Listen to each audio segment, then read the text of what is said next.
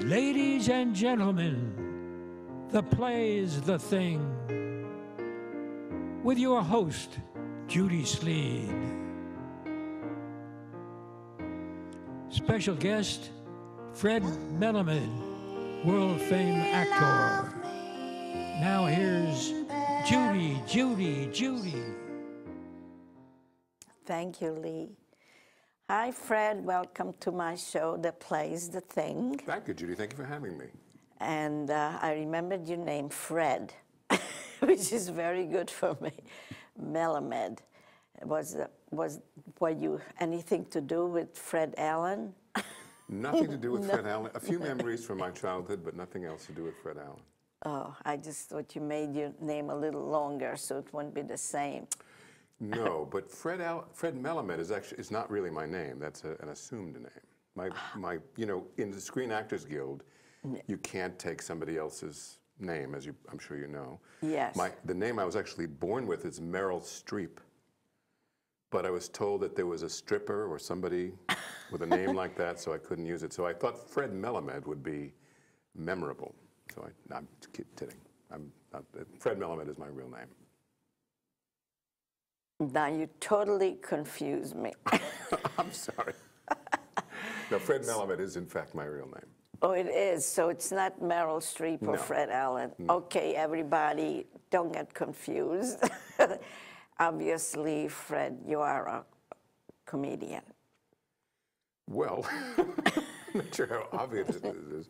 I certainly in my normal life, I attempt to be funny. Yes. If you're talking about as an actor, I'm not particularly a comic actor. I act in whatever it is that the story demands.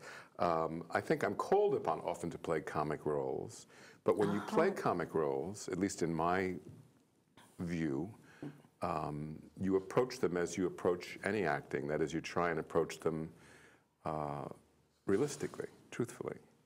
Yes. So there's not a big difference between playing things that are meant to be comic and things that are meant to be dramatic, to me, the way I think of them. So I have seen a movie that you were in called The Serious Man, and you were not very serious in that role. Well, the movie was kind of funny, but I was very serious in that I knew what I wanted, and I tried to pursue it energetically, although I tried to hide my intentions a little bit. But I sometimes in a movie or a play or anything that's comic, if the person pursues what he wants earnestly, it's funnier than if he makes a burlesque out of it. In fact, I can say authoritatively, it's funnier if he takes it seriously than if he's in on the joke, so to speak. So The Serious Man, was that shown nationally or internationally? It was shown internationally.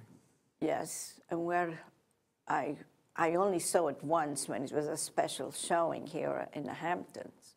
It showed all over the world. It was in theaters and everything like that. It was nominated for the Best Picture Oscar at the Academy Awards. Is that right? I don't know where I was. I must have been asleep. Well, I often sleep through the Oscars. I wouldn't blame you at all. And you've been doing this acting thing all your life? Well, not all my life, but for all my adult life for the past 30 years, I've been doing it. What amazes me is, like you said, that you actually a full-time actor and you live out here. Yes, I find that amazing too. No, it's that you live out here in the Hamptons. And I would think most of the action takes place like in New York or Hollywood or elsewhere. Well, it does. I mean, when you say the action, I think by action I assume you mean, do you mean the actual deal making or do you mean the actual performing? The performing, like the making of a movie. No, very little movie making is actually done in New York, and by relative standards, not too much is done in LA anymore. Is that right? That is right.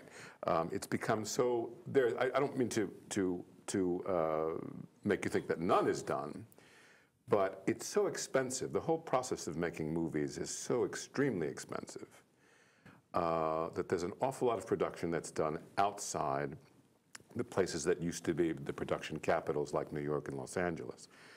Many states now offer tremendous incentives for movie production. In other words, if you spend, let's say you come to a state to make a movie and you spend in the course of being there $7 or $8 million, they give you a tax incentive worth maybe 30% of that back. So it's often, I just did a movie this summer, for example, Harold and Kumar 3. I'm sure you're a big fan of the Harold and Kumar series. I know you like all those pot-smoking movies. Anyway, I did this movie, Harold and Kumar 3, and it was in June, and it was meant to take place in New York, but they shot the whole thing in Detroit. And Detroit does not really look like New York very much, but they made it so much more cost-effective for the producers to shoot it in Detroit that they did. So then you had to move. But as you said, it's not East Hampton. No, you had to go to Detroit. Yeah, I get on a plane and I go. If I have to audition for something, that's usually either done in New York, or sometimes they could fly you to Los Angeles, or sometimes nowadays that we live in this age of electronic, wonderful electronic stuff, I can sometimes tape an audition myself and make it and send it to them. Although most of the time the director likes to meet you and you know, see what you look like in a bikini and that kind of thing. I often get that, unfortunately. Well, you must look wonderful in a bikini. If I've had my nair put on properly, I'm not bad. Yes. But so what I could tell, it's to be an actor, you also have to know how to do these modern things like with the computer to tape. And you don't have to, but it helps. Yeah, I mean that happens relatively infrequently. What usually happens is, to me, is I have an agent that represents me as actors do, and the agent will call me up and he'll send me a script and he'll say, read this, are you interested in it? And sometimes I'm lucky enough that they might know who I am and like me and they just make me the offer. Sometimes they want me to audition. So if it's something that I think is worth doing, I read it and I memorize it. And I make a decision about how I want to play it. I don't just go in and read it like I'm reading something, you know, for the first time. I really decide how I want to try and play the character, at least to start off with. So I take the Hampton luxury liner into New York, which gives me an extra 2.5 hours to think it over. Not the jitney, the luxury liner. You know, I'll tell you, this is nothing personal against the jitney. I have friends that run the jitney, and they're wonderful people. But for people of significant girth, such as myself, I see. The luxury liner is slightly more generous, I find, in the seat, in the size of the seat. So I like that. And they also they show a movie. Now, don't get me wrong, the jitney is a wonderful outfit too. They show a movie. I thought you were going to say that in the luxury liner you get your nails done. They don't know. You go to work, and now you say you're going to watch a movie. Well, I oftentimes try and think about if I have to go to an audition or something like that, or meeting somebody for a work-related thing, I oftentimes like to have that time quiet. I don't like to drive. I don't mind driving, but I don't like to drive before I'm going to do something that has to do with acting because I like to have the time to concentrate on what I'm going to do. I find that quiet time helpful. It's very tough. I have little kids around, so in my house. So it's tough to, even though they're in school most of the day, when they're not in school, my wife and I have our hands full. So it's nice to have a little time, you know, in peace. Right. Anyone in your family was an actor, like your father, your mother? Well, it's kind of a long story, but I was adopted. But my parents who raised me, the parents that were my adoptive parents, who I think of as my real parents, were both in show business. My father, who was a producer, and he produced some television shows of the early television era. He produced Car 54, Where Are You? I don't know if you remember. This is a long time ago. Of course. He worked with a man called Nat Hiken, who was a sort of a pioneer in comic television. And he produced Car 54, Where Are You? A show called December Bride, another show called The Sergeant Bilko Show with Phil Silvers, you might know. Of course, I know. So he was in that business. I remember that. And my mother kind of was on the periphery. She kind of wanted to be an actress. And then by the time that I was born, she sort of pretty much had stopped. But we always had, when I was growing up, we had a house in Fire Island. So we had a lot of friends in that world, so it was always familiar to me. Then when I was 27, all of a sudden I met my biological mother. And she, it turned out, was also an actress and a filmmaker and director. And my biological father, who I met when I was 50, I'm now 54, was related to the Adler family, Luther Adler, Stella Adler, all that famous theatrical family. So I truly do have it, you know, in my blood, although I don't know if well, that's your life story is a story by itself. Are you writing about it? No, I'm not writing about my life story. Oh, I'd love to write about it. It's fascinating, and especially if I'm going to ask you why it took you so long to meet your biological parents and why they gave you up and all that. Well, it's a long and complicated story. It's been published various places. Oh, really? Yeah. I don't have the urge to write about it or anything like that. It's an interesting experience, unlike anything else in life, because you kind of don't know what to make of it. But maybe at some point I'll have the desire to write about it, but I don't now. I'm writing a film now, actually. I've been working on it for a long time, which is of interest to me. But that's the only sort of writing project that I have that's really current at the moment. Now, you brought me some papers here. What is significant about this that you would like to tell us? About those papers? It's just, yes. Nothing particularly. It's just an article, a rather lengthy article, written during the Oscar.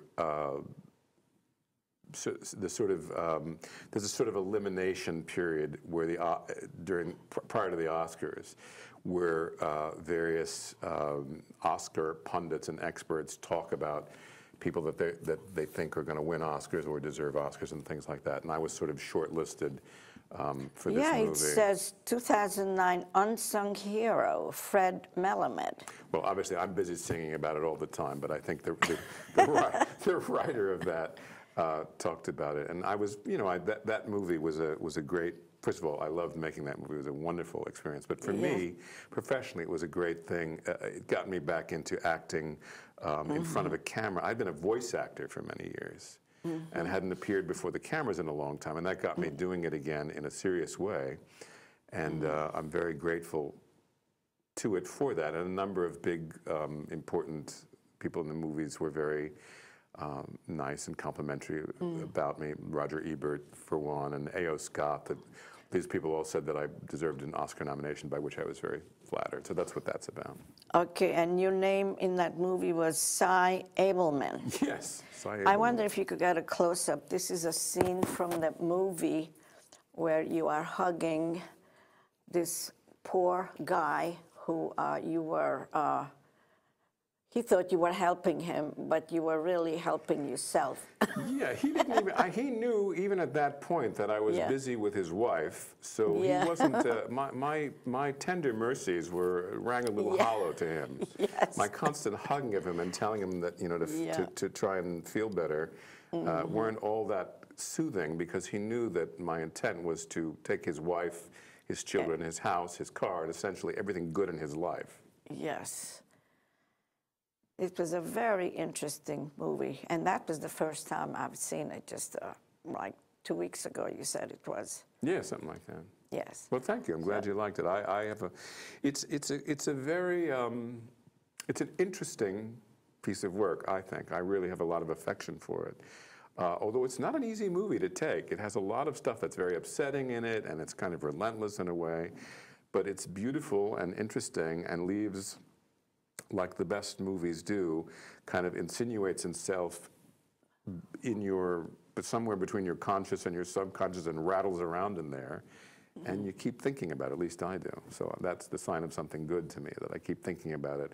I've probably seen it 20 times now. Really? Yeah, and I still think about it all the time. And I don't just mean as an actor, I think about it as a movie. Even though I know everybody in it well, it still stands up as a work of art to me, as something intriguing. So you said you've been in the business for 30 years? About 30 years. I got out of drama school in 1981, so that's 29 years ago. Oh, you went to school also. I did. Which one? I went to Yale Drama School. Wow, that's very impressive. Thank you. Yale, yes. And so what type of works have you been doing in this past 30 years? Well, Funny you should ask. Yeah. Actually, I've had a sort of a strange career. I started out when I was out of school as a theater actor. I was trained exclusively as a theater actor. And in those days, when I was there under Robert Brustein, you were only trained in the theater. There was no other training, and it was presumed, perhaps not entirely correctly, that if you were adept at theater acting, all other forms of acting would naturally follow. Come easier. Yeah, Yes. When they come easier, that doesn't mean they come easy.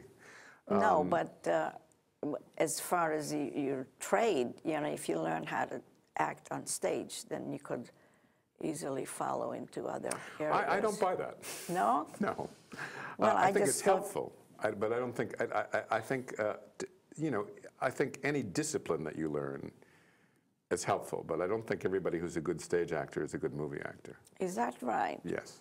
See, I always thought because when you're on a stage, there's no room for mistakes. Whereas when you do a movie, if you make a mistake, they could do another take and make it right. Well, that's certainly true. That is Yes. definitely true. However, there are other differences. Movies don't allow, I mean, in both instances, you're trying to be real. You're pretending like a child pretends, only you're trying to pretend as if it's really, really real. Oh, yes, I And- see where you're going with it. But on stage, there's room for stylization, there's room for amplification of things, there's room for intensification of real things. Like you're in the same character for the time you're on the stage, continuously. Well, you're in the same character in a movie too, but in a movie, it's not always the same. You shoot one scene and then you go out, it's and then shot you out of sequence, right? Yes, You're right. so- That's absolutely right. You so have to you have think about where you are in the story. Yes, yes. But because of the physical way that the stage is done, it's largely an oral medium, A-U-R-A-L, meaning, you know, a medium of the ear. It's about language largely and collective experience. Movies are individual. The reason that I like movies so much is because you're sitting in a dark room. It's intimate. And if somebody does something, bangs a false note in a movie as an actor, it's very clear. It's very obvious. Now, to people who consume a lot of movies or television shows, they may be used to seeing a lot of false notes, and it doesn't bother them. You know, they don't think of acting as having the obligation to be truthful because it's not part. But I think we are constructed to be interested in stories. I think it's part of human beings to be interested in stories. And if you're able to render the story truthfully as an actor, and if the story is a good story, then people become interested.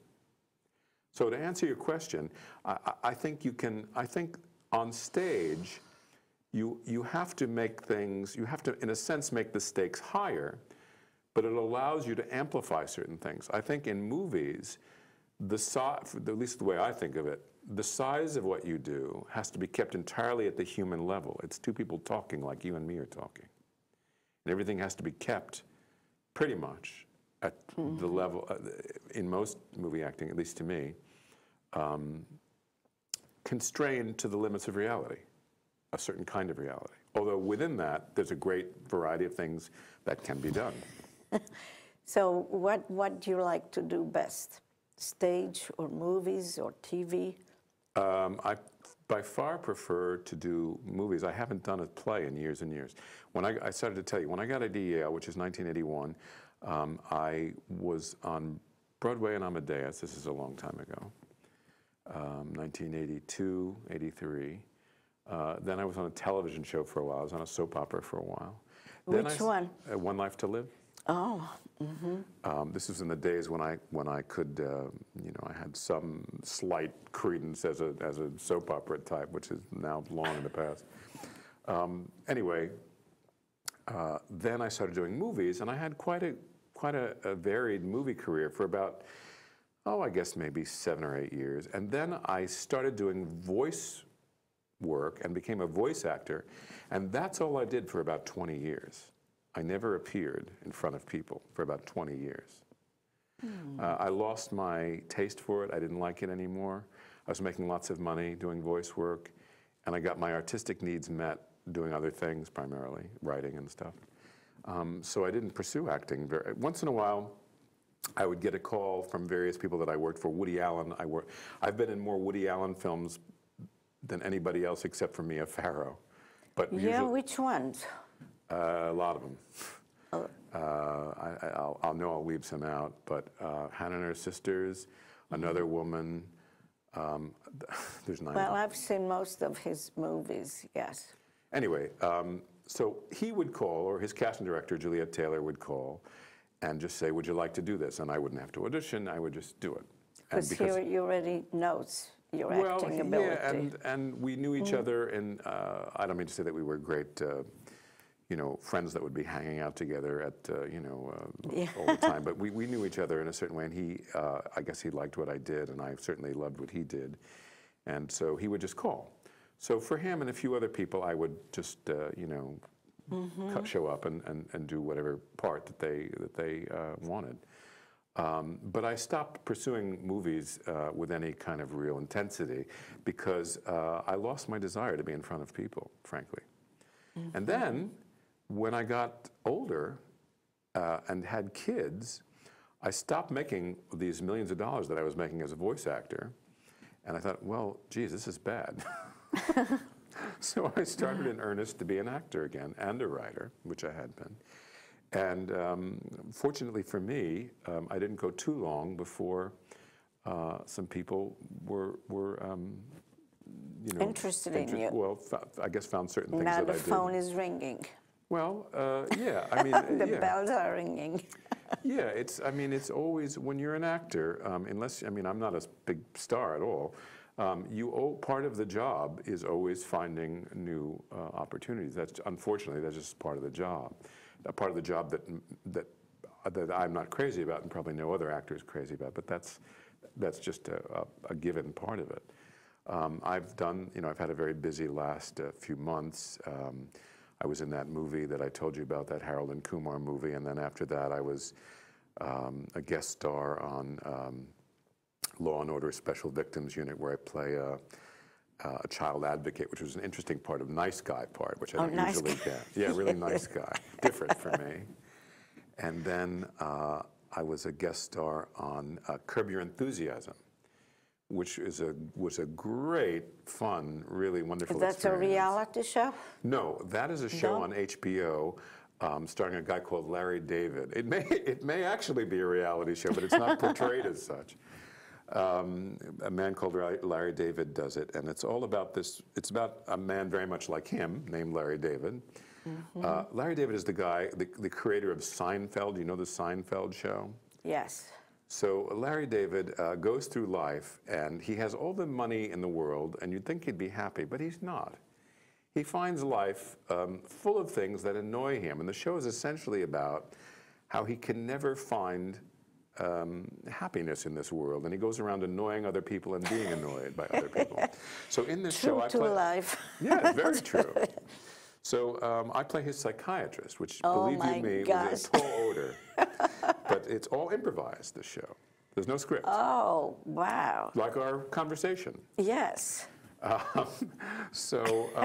Is it X-rated? No. No? No, it's on there might be a curse word in it here and there, but it's quite a funny show, and I advise, if you haven't seen it, to have a look at it. It's on HBO, and then it's been syndicated on something else now, but I know it plays on HBO, and the new season that I'll be on starts up in January. I should also say the other show, Law and Order Special Victims Unit, which is the last Law and Order that's left in New York anymore. Law and Order is, the regular Law and Order, which I also used to be on, is now gone. But the repeats are there. The repeats are there, but the new shows sometimes you turn the television, you have on 2 different stations, yes. Law and Order. That's right. You're right. Yeah. But the one that I was on recently will be on NBC on October the 6th, that episode. I'll try to watch it. Well, I'm going to call you up that night and quiz you about it, so I certainly hope you're sincere about that. So how did you like that scene, Judy? Yeah, yes, please do that. But also you have to call me before to remind me to turn it on. I surely will. Yes. And what about your children? Are they taking after you? You mean, do they get food all over themselves? Yes, they're taking after me. You mean as far as being an actor goes? Yeah, do Well, they have the bug? I have one son who certainly has the mimical ability. You know, he has a very good ear and he does funny imitations. And he used to say he wanted to be an actor. He'll be 8 in November. Then he wanted to be a teacher. Then he went to something else. Of course, if you're an actor, you know, being a teacher is a big money job. But he may yet return to being an actor. He's very funny and clever and good with words. He's not sure yet. No, but he's only... It's amazing, 8 years old, and he doesn't know what to do with his life. Yeah, it's a real shonda on the family. I wish he'd make up his mind already. It's kind of embarrassing. Yes. And the other boy? The other boy also does not know yet what he wants to be. My children have autism, so that complicates Both matters. of them? Both of them have it, although one much more profoundly than the other. And the one that I told you that's interested in being an actor is extremely high functioning. The other child, much less so. So much of my wife and my time with our children is spent trying to help them, prepare them for the demands of the world. And you know, we found one of the reasons that we moved out here. We used to go back and forth. We had a place in Manhattan, and we also had a house here in Montauk where we now live. One of the reasons we decided to move here was we found a great school out here for them, which they both go to. Well, Fred, we could talk for another half hour or an hour, but the half hour is up. You have been a wonderful, wonderful guest, and I have a lot more questions, but we don't have time for the answers. Well, it's my pleasure. So I want to thank everybody who made this show possible, my underwriters and all the help here at LTV.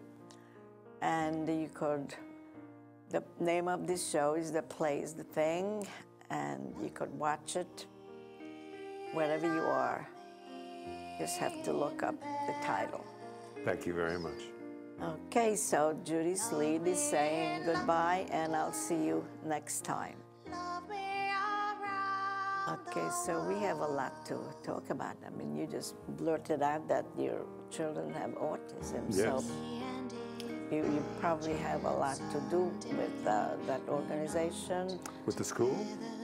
No, the... Autism Speaks. Yeah, well, That's the big famous organization, yeah. Yes. Yeah, I could tell you all about our experiences with them and the school where they go and what we believe in and the whole, you know, there's an enormous community now of people whose children have autism, so it's become a huge thing. And, you know, there's this interest in vaccines and stuff and other things and what interventions work and what don't. That's a more than one show by itself, and that's a big deal. Yeah, I mean, you just said that at the end, and you know, I was sort of taken aback. And isn't it sort of unusual that they both have that It's affliction? not so unusual. No, it's not. If one brother has it or sister, the odds are about 15% that the other child will have it. Because my middle child has schizophrenia.